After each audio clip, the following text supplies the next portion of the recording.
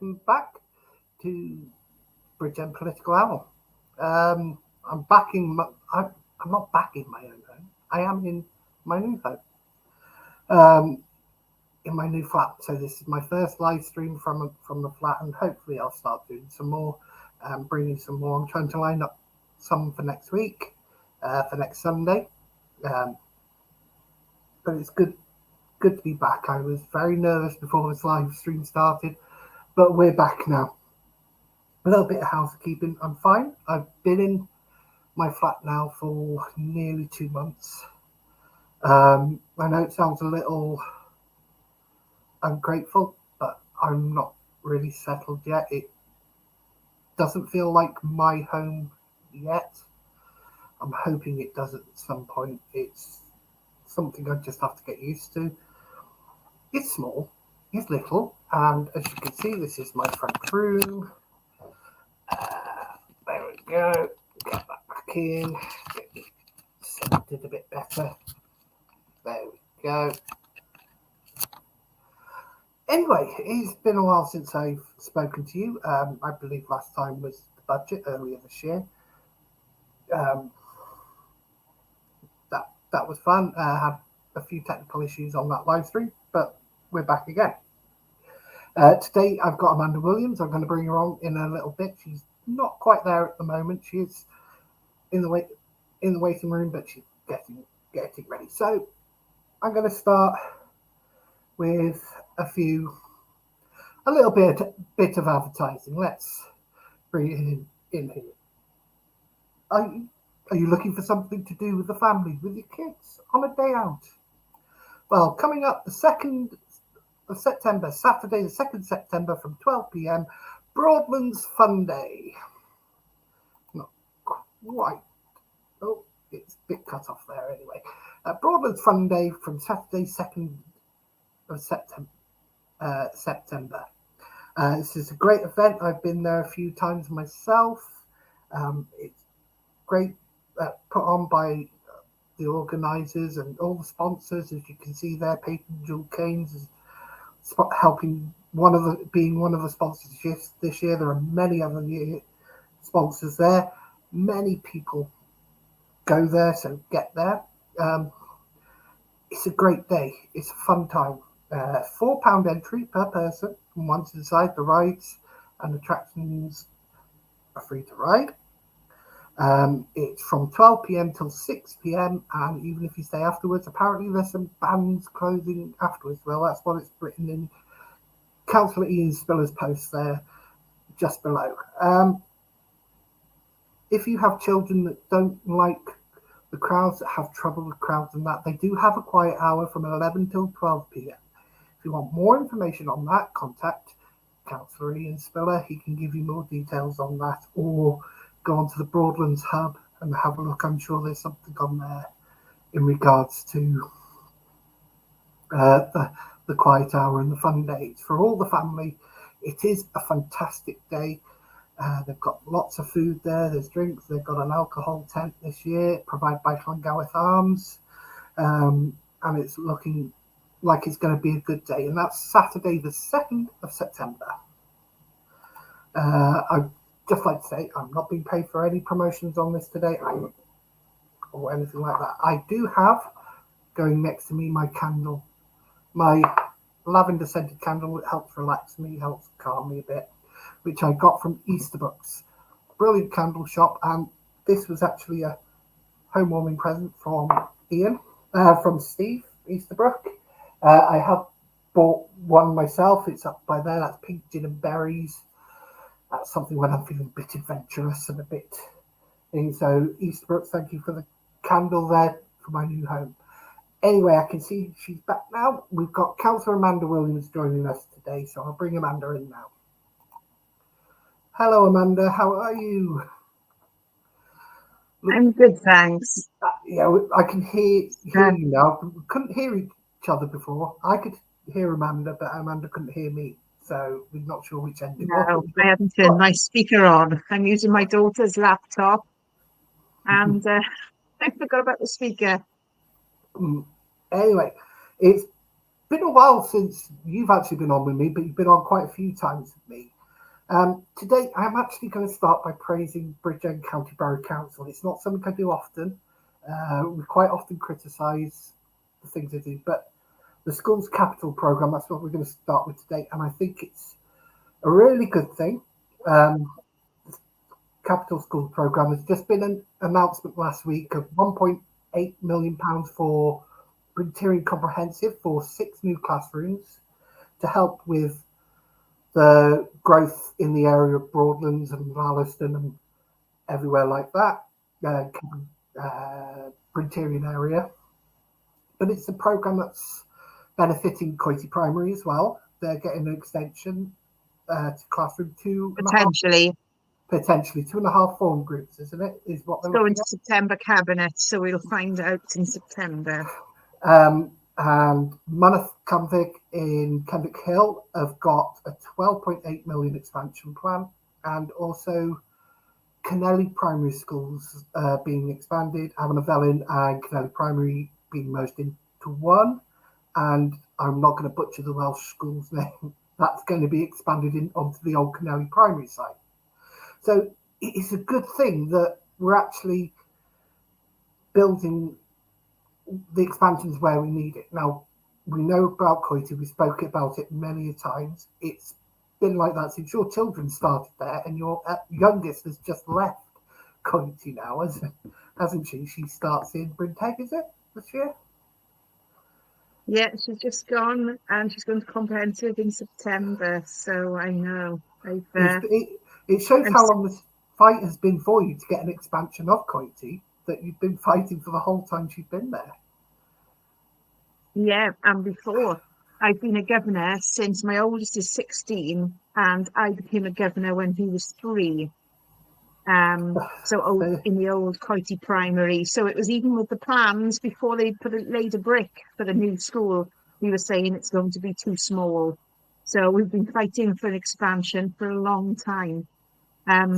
Yes, it was a bittersweet time a couple of weeks ago when I set up the old CPSFA, wrote the constitution and everything back when Thomas was 3.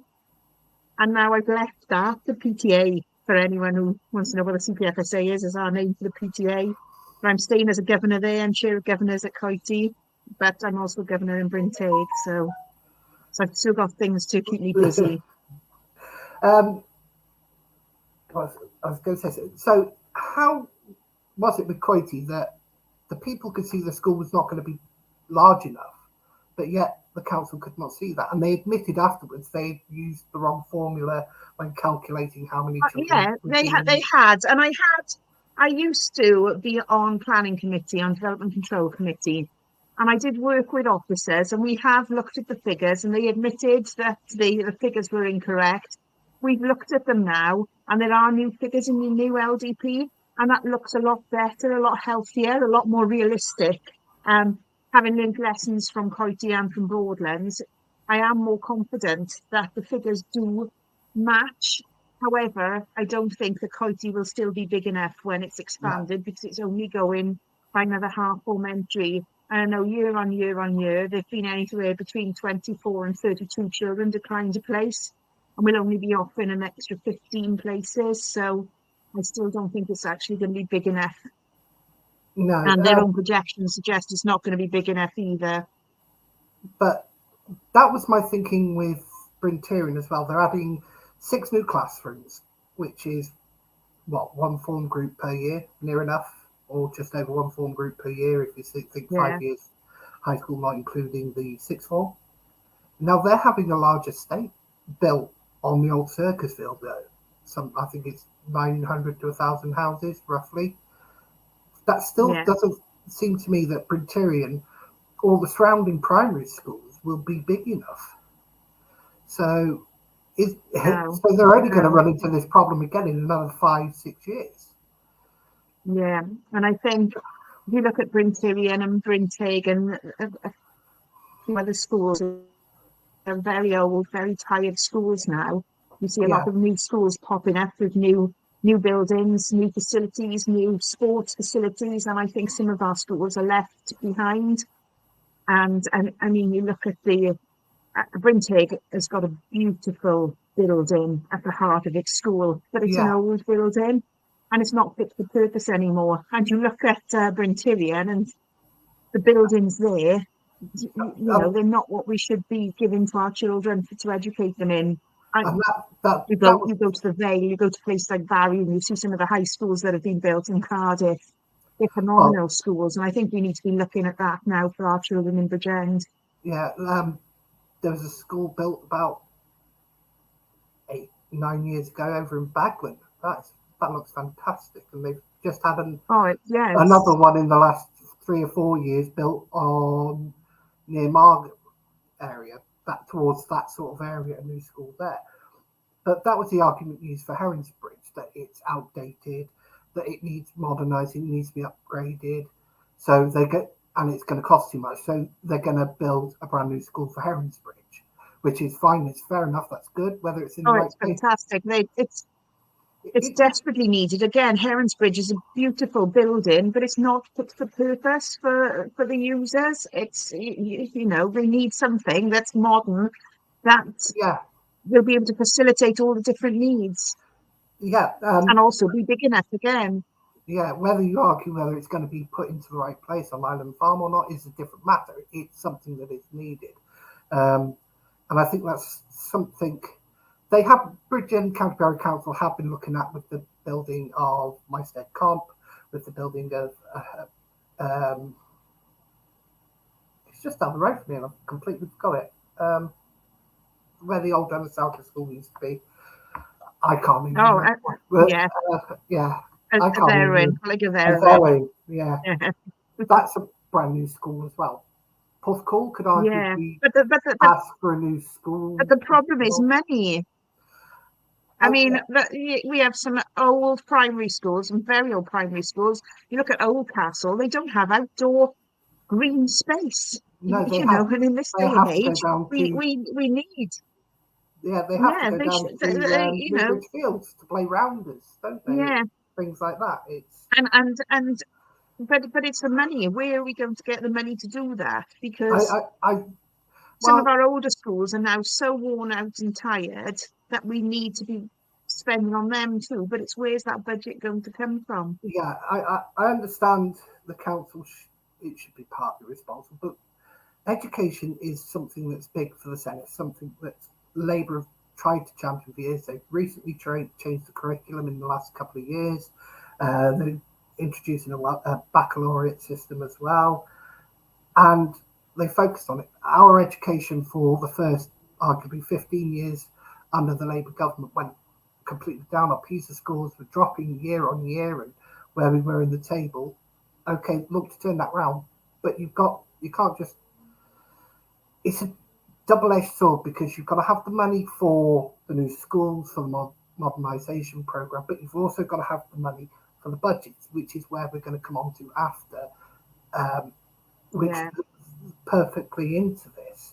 That you've got to have the good schools, but arguably the most important thing is you've got to have the resources, the teachers, the staff. They are the most important thing to a school because they're the ones that pass yeah. on the knowledge, that educate our children. But as I said, it's good to And see that Brit. the children Yeah, are.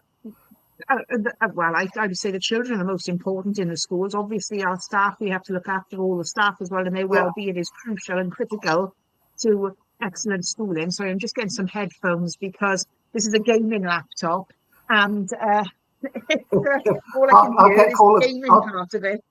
I'll get Call of Duty up now. Let's see if I can hear you better with this. Can you hear me better now, or is it?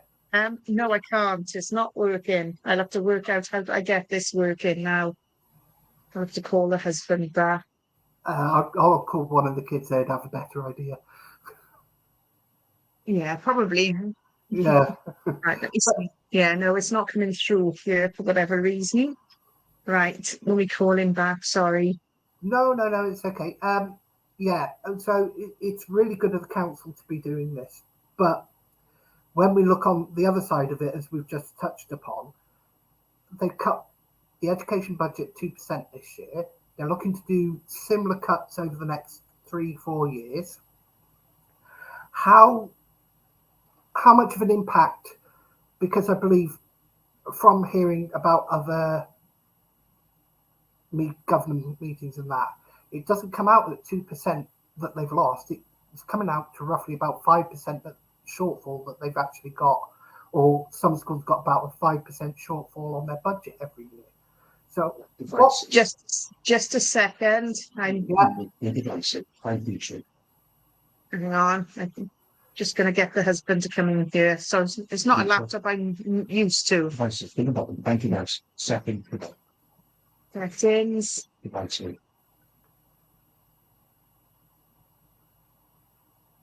Oh, there's no devices here. If not, there's. Are the headphones actually plugged in at the moment? Because if not, it won't recognise the headphones as a real tech device. I'm just trying to find. It's not. There's no accessories. There's no devices. Hang on a second. I'm just going to come out a second, turn the camera and the microphone off a minute. I'll advertise Tango. Right? If Tango watching this, I do accept advertising. Tango, apple tango I like orange tango, I like cherry tango. I know this is sugar free, which is very healthy. I prefer the ones with sugar. So Tango, if you're watching, please sponsor me. I won't talk about the education system and the Capitla Schools program without Amanda here, because she's the one with the knowledge, the expertise. She's the one that sits in the meetings. So I'll move on to a bit of news that we in Bridgend. See if I can find it on my phone so it just reminds me.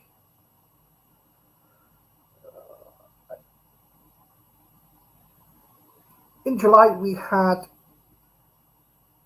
8 green spaces across Bridgend County Borough Council that awarded a prestigious Keep Wales Tidy Green Flag Award, which is fantastic news. Where I believe Ogmore Vale Fire Station was the first fire station to receive a community award in the UK.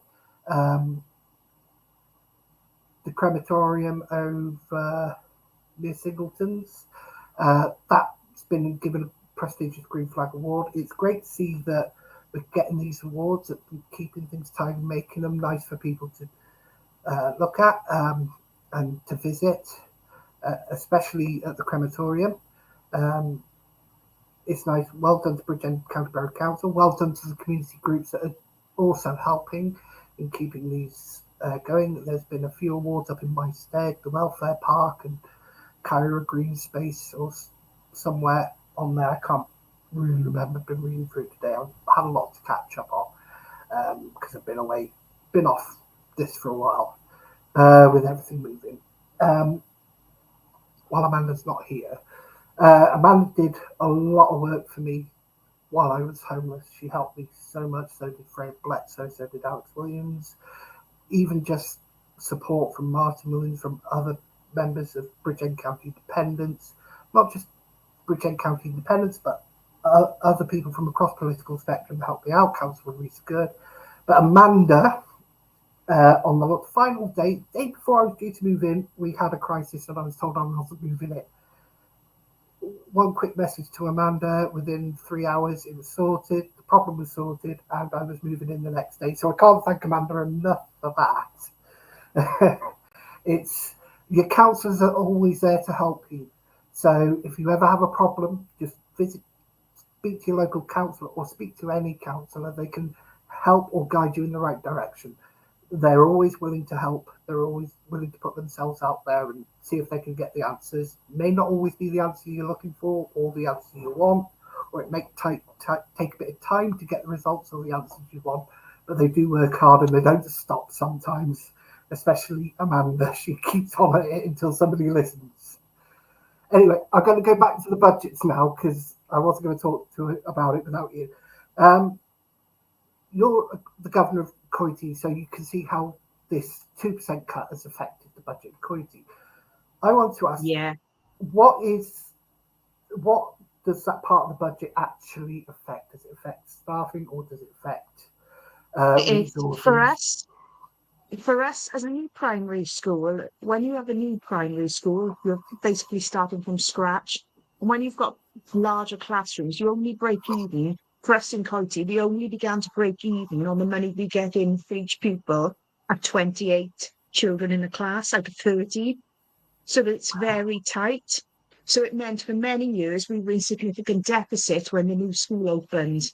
There were things that had to be bought, extra books, extra furniture, all of that we had to fund as well. It doesn't all come with the new school. You get the No. building, you get the shell, but you've got to pay for the rest. Obviously, then all of the costs are increased. When we've got a massive new school, the electricity bill, the gas bill, everything is higher. You know, we had showers in our changing rooms. So of course they have to be tested, and all of those extra costs come in, and you have to still find them until you're trying to get up your numbers to where you break even in classes. So I would say most, if not all, schools that are brand new will struggle to break even or have a surplus when they first open. So we fought back. 2015 we opened in November, and we just thought we were coming into a break-even point with a small surplus. But it's meant that this year we've had to set a 70 odd £1,000 deficit budget. Because we're looking to have an extension, we couldn't make any staff redundant, because obviously we'd be looking to bring staff in a couple of years' time. And quite rightly, I think that's wrong. To tell staff they're going to lose their job and then bring somebody else now, in. But come back when we've got the classrooms. Yeah. So that wasn't an option. Things that, all the nice things that children used to have, we simply can't provide. All the additional support. It means we are at our bare minimum. And I'm a governor in another school as well who we'd done the same. We'd gone into a surplus last year. We've now set a significant 6-figure deficit budget. Can I just ask? Because I remember watching the scrutiny committees when this was going through. Freya's scrutiny, Alex, is it Phil Davis was one as well? Scrutiny 3. I can't remember. And then the budget itself. Paul Davis. 3. Yeah. Yeah, and I'll give him credit. He fought so hard against his own Labour Party. Oh, he's a lovely man. Yeah. And that's what you like to see. He wasn't taking no for an answer, and he was trying to get it. Unfortunately, couldn't get the answer. And that was to do with the net zero policy that came through his scrutiny committee. But will some schools actually, to cover this deficit, look to lay off teachers? Is that what happens? Is that what could happen? Is that a possibility? What was that? Sorry, can you repeat that? In some schools, because they could end up with a deficit, would they look to cut down staff? There have been a couple of redundancies. I believe 44% of schools in the borough have set a deficit budget for the year. Because I remember, particularly in the council meeting, the cabinet member, Councillor Blundell, said this would not affect teachers at all in any way, but we can see it can. So it's hard to. I praise them for what they have done in looking to the future and expanding these schools or building new schools. Yes, it's a lot of money, and yes, you can. I think my Steg school they actually borrowed the money for, and it works out to be 3 times more the cost after borrowing that they have to pay back over the years, which never made sense. But then you come to something like setting the budget for a year and you're taking away, which doesn't really, which actually probably has a bigger effect on the education than not having the correct building would. And I think following on from COVID, I think there is a severe gap where children were homeschooled and missed out on an awful lot of education, and you can see that in the results. the staff are working tirelessly to try and plug those gaps and bring children up to the level that they should be at, working tirelessly. And yet, when you reduce budgets, you're only going to take the additional support away or the staff themselves. And I know I've heard from some schools who've said we can't provide this additional support that we used to. That is there for the most vulnerable children. So it could affect even. And I know the argument is, well, we have to take the money from somewhere to prop up social services. And don't get me wrong, there's some of the most vulnerable people and children in the borough, but it shouldn't be at the detriment of our children. And I was so frustrated when I worked tirelessly day and night with some others from my group on an alternative budget that looked at a way of not cutting education. It looked at a smaller hit to the public on council tax rises. They wouldn't have paid as much this year. And we weren't even allowed to table it. And it's so frustrating then that we'd worked without officer support, which we are supposed to, under the Constitution, be provided with, and it wasn't allowed. So it frustrates me seeing now, because the budget, the MTFS suggests there's going to be another 1% cut next year. And well, I think if we do that, I think then I really worry for our children. And as a mum of three, you know, I tried to homeschool 3 children during COVID. Oh my gosh, my hat is off to every single member of teaching staff. I was in tears. The children were in tears. It's a hard job, and I can see it is how the goods that it does to our children. Now, if we just go back to that, what you mentioned about your group, the BCI. Put together their own budget and without the help of the staff. Now, that was a question you actually raised in the council meeting about can we, in the budget meeting next year, can we have staff to come over and help us? And the response you got from Kelly Watson, I believe it was, oh, you're all in the BREP meetings, the scrutiny meetings, that's all the help that you need to have. But only 3 of us were in the BREP meetings. Only myself and 2 others were in BREP. So the rest of my group were not allowed to be party to any of the conversations or any discussions that were going on. BREP is a classic example of Mission Impossible. You get your information and then there's no minutes, there's nothing. So you haven't got that information. It self-destructs after the event. So can I ask how can why 50-odd councillors, because apparently it seems that you're trusted if you're nominated to go on there, but you're not trusted the rest of the time. So we could work as a group, we could put everyone in turn over the years, and you're trusted while you're on there, but the rest of you aren't trusted to have that information. It should be there for all of us because we all have to vote on the budget. Yeah, but it should be there for the public to see as well, because this is, at the end of the day, this is public money. And I think anything with public money should always be available unless it pertains to an individual and can serious effect. Where this is where Data Protection Act comes in. But this is the second budget meeting where Kelly Watson has given, I'd say, incorrect information in her assessment. This year it was, you're in the BREP meetings, you did your scrutiny, that's all the help you need. Well, no, you're entitled. No. But the year before, she demanded that you all write a letter if you were going to vote against the budget. So which is, I did law degree. I did constitutional law as one of my options. And in the Constitution, it doesn't say that. However, law can be interpreted different ways. That's the beauty of it. But so I'm not going to go into that now. But it's BREP. The purpose of BREP is to give advice to the cabinet, and we gave our advice, and our advice was ignored in some areas. And I'm not just talking about my group. Everyone gives advice, and I have to say, as part of a scrutiny group, we all work together across the parties, and we all scrutinise. And I think it's the best it's ever been. those scrutiny meetings, a lot came out of it and a lot was ignored of what the scrutiny committees recommended. They did take on some things on board. I'll give them that. They did do that. But a lot of the stuff where it was more important, more crucial, like the education budget, because I think that was the biggest one everybody in the scrutiny committees commented on, was completely ignored.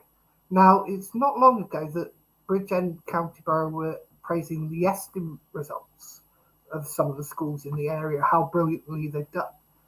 That isn't going to be able to continue if they keep cutting budgets, because teachers will become more stretched, they'll have less time, working more hours, you get more teachers wanting to actually leave them because they're doing more for less, and they already think they're overworked and underpaid, and they're going to be more overworked and underpaid the longer this budget constraint goes on. I understand. But since COVID, it's not just teaching anymore. Every teacher's a social worker as well. Yeah. They've got to deal with the decline in behaviour, the behavioural issues, the mental health issues that have come with it, and they've got to support the children. So not just teachers anymore. They do so much more. And, putting all that pressure on all of them as well. I understand why they're covering more on the social services budget this year after the recent things that have been headlines, not just Bridgend but across the UK. But Bridgend has had its problems with social services. It's okay, they've done favourably reports, and it wasn't them, but there is some blame. So they're covering the backside on that, and social services has already reported a shortfall this year, I believe. Or they're going to have a shortfall. What if a school comes up and it's, say, we've got through February, they've spent all their money, they've got nothing else to keep the lights on or anything like that? Would Bridgend County Borough Council then step in, give them more money to cover till May when the next budget comes through? Or would they just say, well, there's nothing we can do, you spent all your money, you have to close now? What would be the situation? I don't know, honestly, but I think I'm not trying to say that we should take any money away from social services, because we have to protect the lives of the most vulnerable in our society. Yeah. I think we need to be speaking to Welsh Government, and we need to be speaking to UK Government, because there's not enough funding coming through. We're in crisis point when it comes to recruitment and staffing. We need to get more staff in. We're paying so much more for agency staff. With our budget, we can't sustain it. So that money has to come from somewhere. But I don't believe that it should come from education. Education is battling the new ALN bill. It's battling the new curriculum. There are schools that are just rolling out the new curriculum. Some started a year ago. Some are just rolling it out. And yet we're taking money away from them. And yet they have to jump through all of these hoops as well. Yeah, it is. Now, I want to ask, you mentioned COVID earlier and the schools were shut down and there's a lot of online learning. Surely, at that point, there would have been money saved from the school budgets. Did the schools keep that money, or did it go then back into Bridgend County Borough? No, because you still had to pay all the staff. Yeah, the staff were still working. Yeah, they were teaching online. You were still. Electricity wouldn't have been needed as much. So they could have saved a lot. I know the schools still had lights on at night, some of them, which always baffled me. The County Borough Council's offices, which were closed, had lights on at night, which always baffled me why they do that. But surely there was savings able to be made in those budgets simply because they for potentially some schools, when it comes to utilities. But if you look at Coity, it was a hub school. It was open every day. It took children from other areas as well, so it was a hub school, so it didn't have savings to make, and it still had the full bills and everything. So, but it wasn't frontline workers, wasn't it? Yeah. So any savings made by other schools wasn't shared with those hub schools.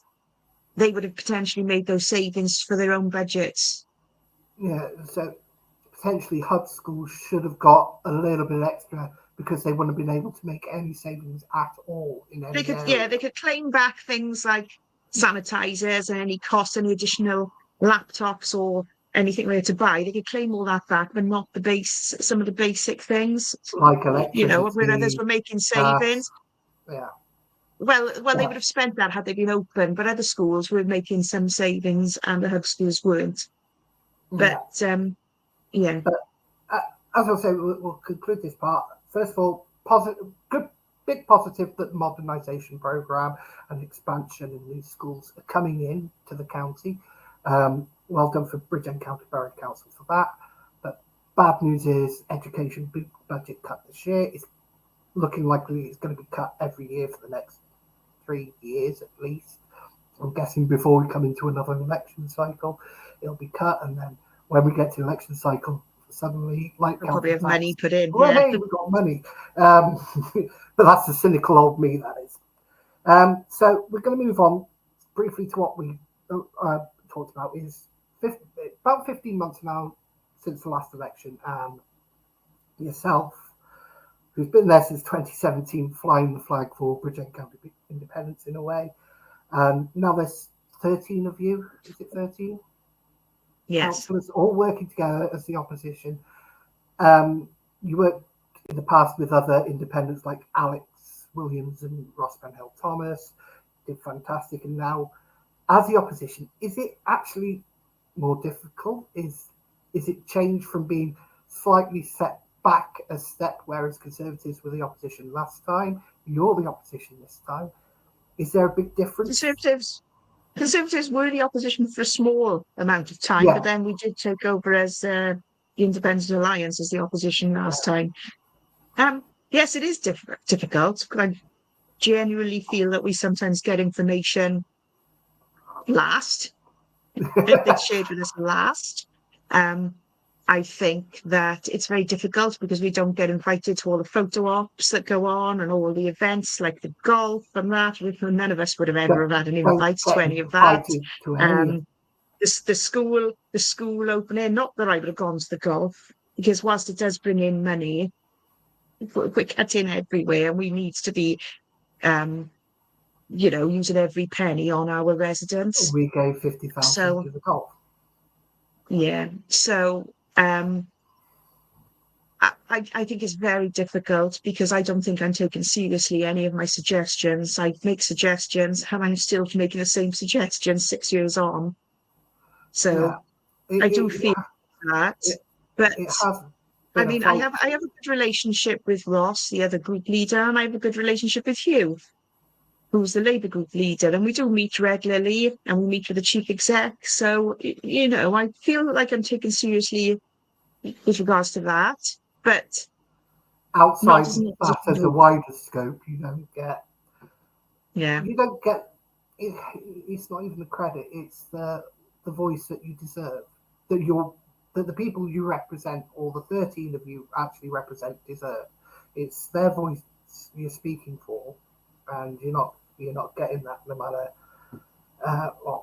So it's been a massive progression for the independents in Bridgend. They basically control Bridgend county borough wise, going the same way community council wise. It's heading that way. Coity Higher is fully independent. Bridgend Town Council has one Labour on there now, I think. Brackler is now 6 and 6. 3 seats taken by independents in the last 3 elections there.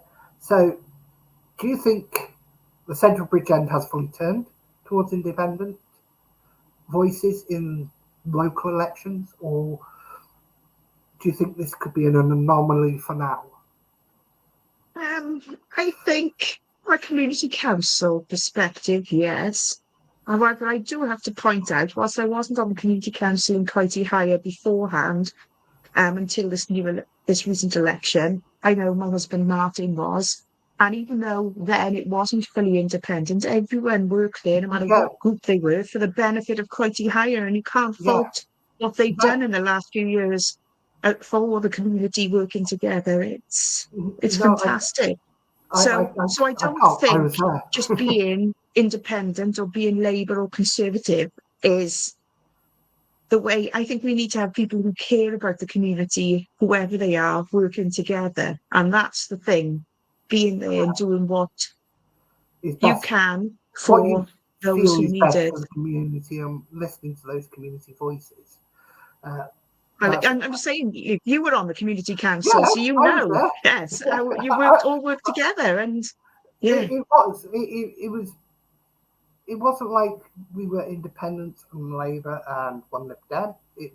We were Coity Higher Community Council, and we're going to do what we want. And we were very progressive in yeah, that stage. I suppose that leads me nicely onto Coity Higher now. And the previous 5 years before you were on there, you gave us monthly updates to the council, so you were practically a member of the council. You practically were there every week anyway, every month anyway.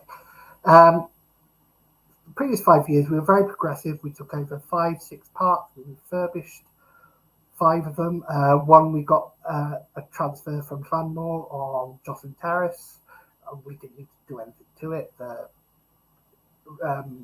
house builders actually just transferred it to our ownership. This is not a tenancy agreement like we get with BCBC, where we have to pay roughly £5 a year to take over the asset. This is fully ours. And we did.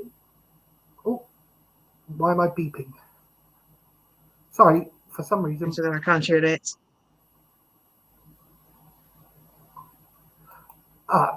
It was Mark. Why he hasn't? Mark, you can ask the question in the chat here. It was Mark sent me a message on Facebook asking about boundary changes. We'll talk about that another time. I'll talk about that with somebody else. But it really is now. These next 4 years are really exciting for Coity. There's a lot going on. There's a lot that we, I suppose, started in this last year with the Black Path project. That's underway. Okay, we've got 1 bench at the moment, but we're looking to put more. The Fly Squint was a big one. Valleys to Coast have done an exceptional job cleaning up the area, tidying it up, and we can see what an effect that has already with actual residents putting plants in planters around the area. And we've got more to do there, and we plan more, and there's going to be a litter picking day coming up sometime this month, I believe, that Valleys to Coast are arranging, with an ice cream van going to be there, and surveys of what else we're going to do. But we're not only looking to do little things like the Black Path project, like Fly Squid. We're looking at major projects now as well, with the transfer of Litchard playing fields and Great Western Avenue playing fields, the community centre there. We're actually looking at plans of just upgrading the community centre as well.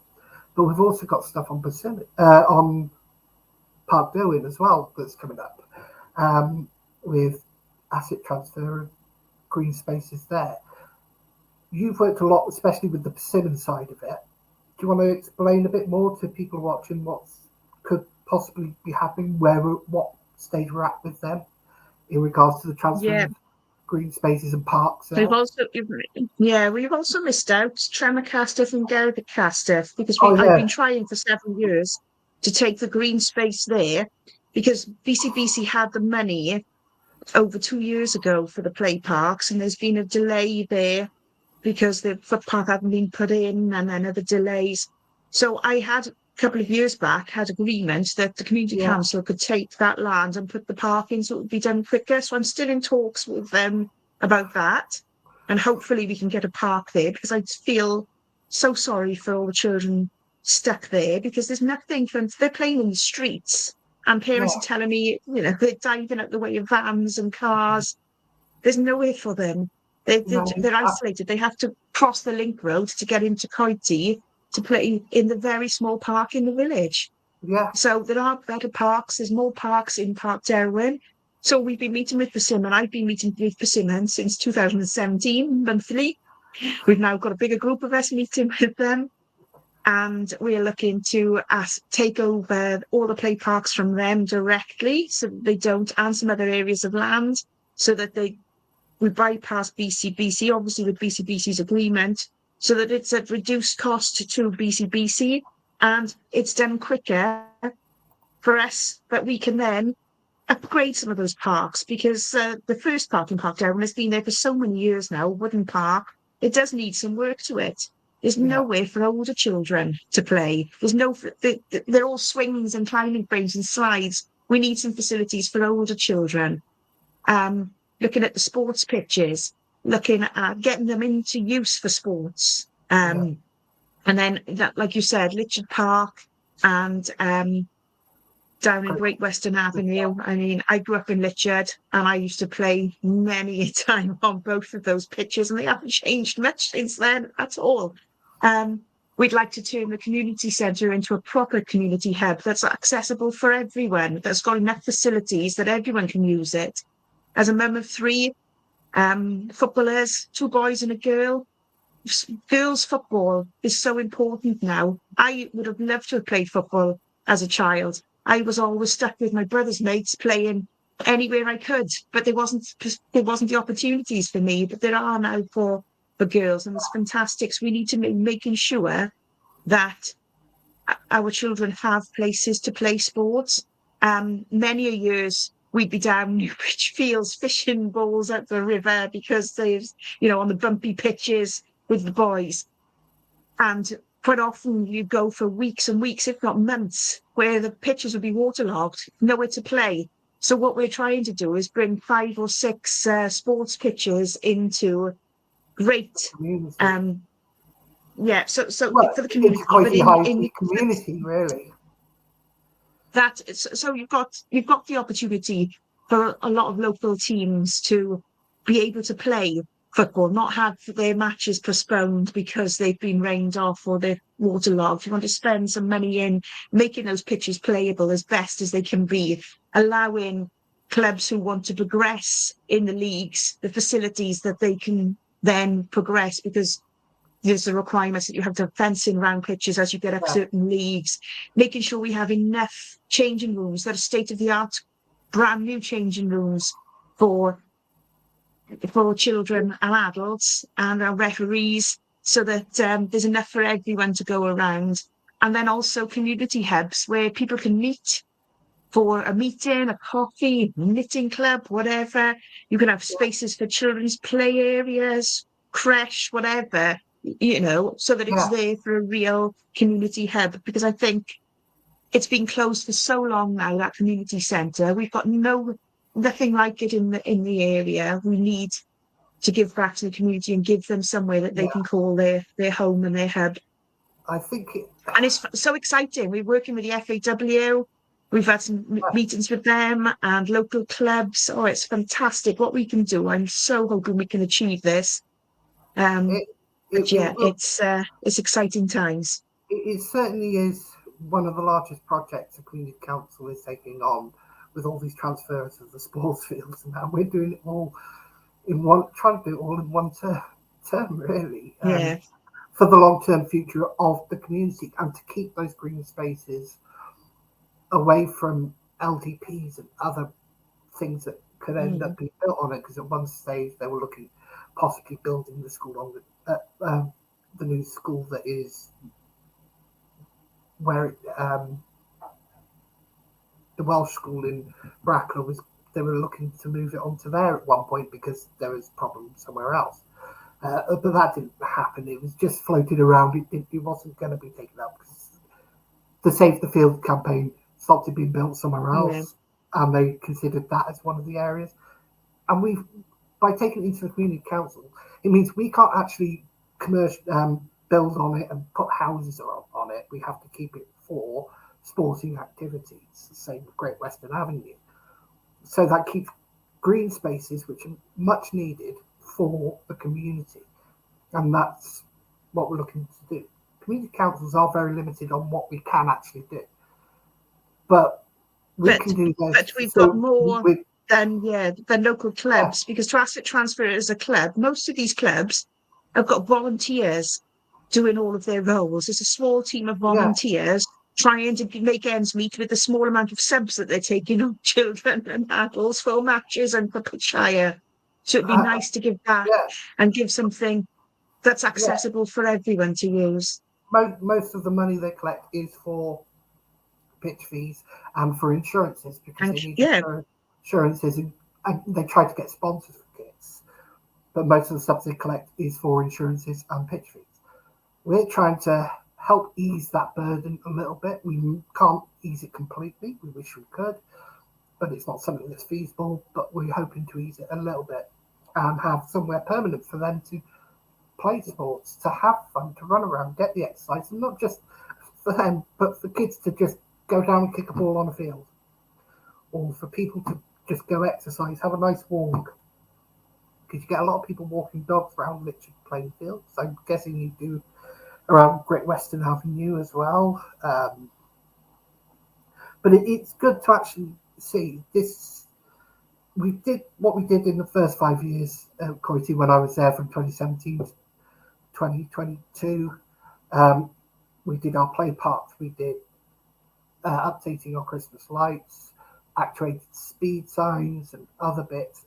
Now we're taking that natural progression to sports pitches, green spaces, and other things that are getting more important. We've done the little bits that arguably they do cost, but we were lucky with our play parks. We got match funding on a lot of them. We raised nearly £500,000 in match funding over that 5 years to do projects in the area. But it'd be nice if for certain, because you've got Coity School and this links around to what we could do. This is something the Community Council have been fighting for probably before I was there. I know Martin's certainly been fighting for it before I was on Coity Higher Community Council, and that was the path at on Heel Spencer for the active travel route for kids from Coity Village to get to actually Coity Primary instead of being driven by a bus every day because of there's no safe travel route at this point in time. Bridgend County Borough Council keep putting up roadblocks. Oh, we don't know who owns the land, so the Community Council did land searches. We found out who owns the land. Then it was, oh, there's something wrong with the draining system. Martin, being a civil engineer, pointed out these can be sorted, these can be dealt with. And then they had a survey done, which pointed out that they won't be able to put a path there, which makes me think because 2018 they actually got funding from the Welsh Government to put a path there, but spent the money elsewhere. But surely in 2018, if they were to get that grant and that funding, they would have had to put a surveyor's report in to say that it was possible to put a path there. But yet, 5 years later, it's not possible to put a path there. It's one of the most frustrating issues that I've got in the area. It's and the worrying thing is somebody's going to be seriously hurt or killed before anything's done. Well, and I still don't think anything will be done then. It is one of the busiest routes, and I wouldn't mind, and people wouldn't mind, if it wasn't used as the rat run. With the last figures we had, we're almost 40,000 vehicles a week using Hill Spencer as a cut through Coity Village. 40,000 vehicles, and that was quite some time ago. Well, several years before COVID, probably around 2017-ish time. So those figures would have increased. And I know Junction 36 needs upgrading. I've been asking for a meeting with Councillor Mark John for ages for what they're going to do, because there's not going to be any funding anymore from Welsh Government for that. But there's still going to be developments north of the M4, so we need to make sure that we can cope with the traffic, because it's only going to push more vehicles through these smaller lanes. And all we're asking for, if you're going to insist that the traffic is pushed through our village, then at least give us a pavement. Make it safe. I don't think that's too much to ask. Make it safe. If you need to use our village, then make it safe for us and our children and our elderly residents, who there are quite a lot of. Yeah. Is Hill Spencer actually dropping down to 20 miles an hour, or is it staying at 30? It is now. Well, they were putting it as one of the exceptions to stay at 30. So we're still waiting on what's happening with that. I have had a meeting with the Director for Communities and others, and they were going to look into it for me about ensuring that it is reduced to 20, but I don't know. I haven't had an update on that. So I'm hoping it will be, because I think it's ludicrous if they're going to say they're reducing speeds to 20 to save lives, and yet one of the busiest, most dangerous roads in our village is not reduced. So No, because the road going to Hendra is being reduced, isn't it? Is that being reduced down to 20 as well? Coming from the Coity sorry, Village, the road going from Coity Village to Hendra, that's dropping to 20, isn't it? no, that's 60. No, that's 50 country road. No, it's a 60 country road, national speed limit. Yeah. Yeah, So yeah, and that I know. And the number of cars that drive through there at speed and are overturning now is getting more. And there's so many farms out there with horses and horse riders. It's terrified now. And cyclists. I mean, my son's friend lives down there. He can't go there. I have to drive him, no. you know. So, Yeah, we talked about Hendra. We're actually trying to put a bench, a planter, and a bin in the area, aren't we? As we've been asked by residents, yeah, and we're trying to do that. We've had a little bit of trouble with licensing from BCBC, haven't we? They wouldn't allow us to put it there where the post box is, because there's a post box there, isn't there? On that little green part yeah, where we put the bench, the planter, and the bin, which is the sensible place, but apparently it was unsafe, but it's safe for a post box to go there, but it wasn't safe for park bench. yeah. Anyway, I want to keep this to about now, but there was something you said earlier you wanted to talk about. Not earlier, you messaged me earlier and said there was something you wanted to talk about, and there was a thing. So we're going to move on to that now for the last few minutes, however long this takes. And it's the online, I suppose, a kind way to put it is the animosity between people, the bullying and the vile comments that are going round at the moment, and have been, I suppose, for a long time. And it doesn't matter which side is to blame.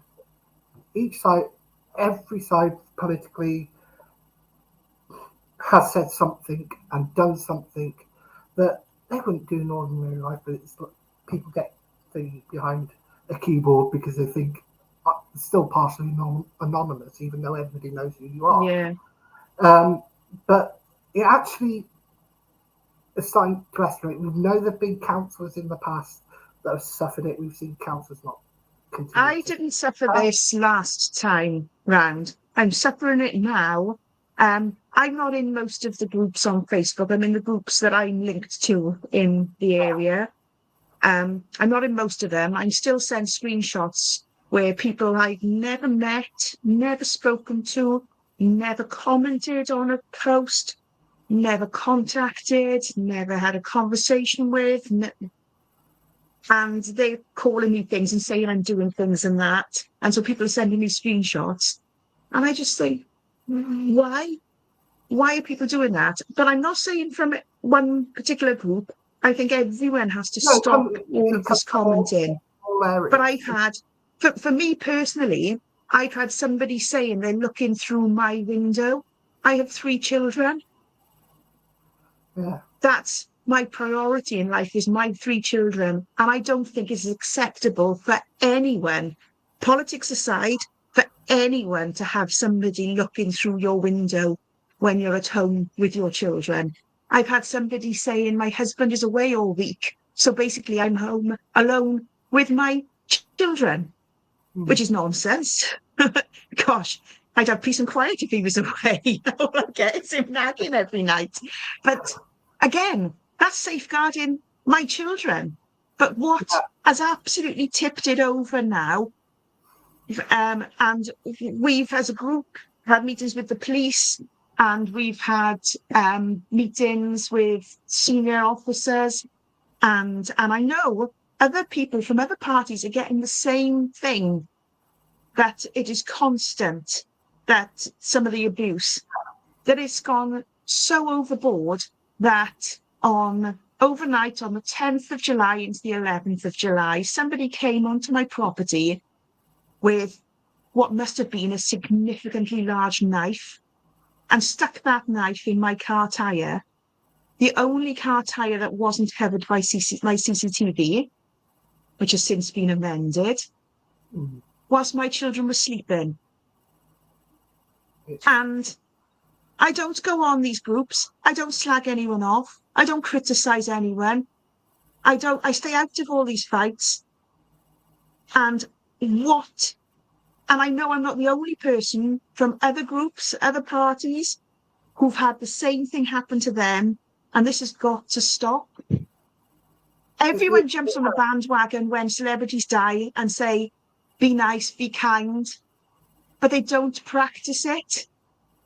Everyone clapped on the doorsteps for the NHS, but as soon as the NHS and the teachers, but as soon as that died down with COVID, they're all again attacking, oh, someone did this wrong, they're complaining about a teacher in school, or they're saying, oh, the waiting time is too long for the NHS. People are all too quick to forget about being kind. And I think if everyone was kind, we'd be in a far better place where we could all work together. And I just think it is now got to the stage where these individuals, and it's always, I'm accused and my husband's accused, or we've got the fake profiles, we're doing this and that, we're the bullies. No, we don't have fake profiles. No. I'm really on my own profile, you know, and I just think all of this barrage of absolute crap, and it is crap, they need to take a good look at themselves, everyone from every group. And I'm talking about anyone in my group as well who says anything. Everyone starts to start being a lot nicer to each other and acting like grown-ups. Because as chair of governors of Coity Primary, I can guarantee you that 99.9% of those children in our school are acting in a far more responsible and grown-up way than a lot of people online. Yeah, there is a huge difference with, let's say, attacking somebody or disagreeing with a policy. You can disagree with it and say, I don't think this is right, this is what I think should happen. But disagreeing with a policy or disagreeing with politics is just natural. But when you take it to the personal, when you have, and I know there have been many of this, probably no one more than, unfortunately, Freya Bledsoe, who's been attacked horrifically online through this, and Stephen Bledsoe as well, and others. Me personally, I get the odd bit of messages, especially when I was doing this last time. I got the odd bit of thing. The only time I really got upset was when they went after Jacob. People are seeing this as a game. They're using it. They think it's a game. They think it's hilarious. Yeah, they think it's hilarious to think, oh, look what I sent this message to. Come on, let's push them a bit more. But let's push the button. Let's go for a response. And it's increased. The last week or so, these comments have increased again online. And I've got to say, and I've got to sit down to my group and say, we will now start involving solicitors because it is getting out of hand. Yeah, we've got the police now involved, and we will have to take legal action, because some of what we're receiving, some of the abuse, if someone was to say to me, oh, you're shit, you don't do it, this or that, that's their prerogative. They can. Yeah. But they can absolutely not come onto my property with a great big bloody knife when my children are sleeping. No. It's like I saw today people in a certain group. Unfortunately, I'm not speaking for BCI on this. I'm not speaking for anybody else. This is me. This is what has happened recently with Darren Brown. That's come up today on Political First, and people are having to go, why aren't BCI saying? It's nothing to do with us. It's between Darren, his family, and whoever is involved. That is it. It's nothing to do with us. Or it's nothing to do with me. It's nothing to do with BCI. I'm not speaking for BCI. And we don't know exactly what's gone on. And until it's gone to court, until he's been formally charged or found guilty or innocent, we won't know the facts. Does it affect Coity Higher? Yes, it does. We will probably lose Darren as a councillor at some point, because he'd probably be unable to attend council meetings. Personally, I always got on with Darren. I never saw any side of this, so it was hard for me to believe. But leave him, his family, leave it out of politics. It's got nothing to do with us. It's their private matter. If they want to make it public, then they can make it public. They can do whatever they want. If they want to bring it to Facebook, fine, fair enough, they've done that. But it's not. Let them have some peace. Let's not include this, and let's stay away from it, because the comments were getting nastier and nastier on the thread I saw earlier, and it doesn't matter until he's been to court, until it's gone through the courts. There's nothing for us to say except leave them have their privacy, all of them, including Darren, because you are innocent until proven guilty, and his family, his friends, and the people around the area. Just leave them in peace and leave them get on with what they're doing in life. Let the police sort it out, let the court sort it out. Once it's all over and said and done, then, and the outcome, you know what the outcome is, I'd still leave them alone, but you're still entitled to your opinion, and I won't stop people having their opinions. It's when you start attacking and calling people names and attacking personally, which is where it was going today. It's heading that way towards attacking BCI. Okay, it didn't quite get there, but that's where it's going. Leave it be. That's all I've got to say on that. It is a sad affair, and I feel sorry for everybody who's involved. But as I said, we don't know what's gone on. We don't know what happened, and we won't for a long time. Just let the court sort it out, and let them all have their privacy. They don't deserve for it to be discussed.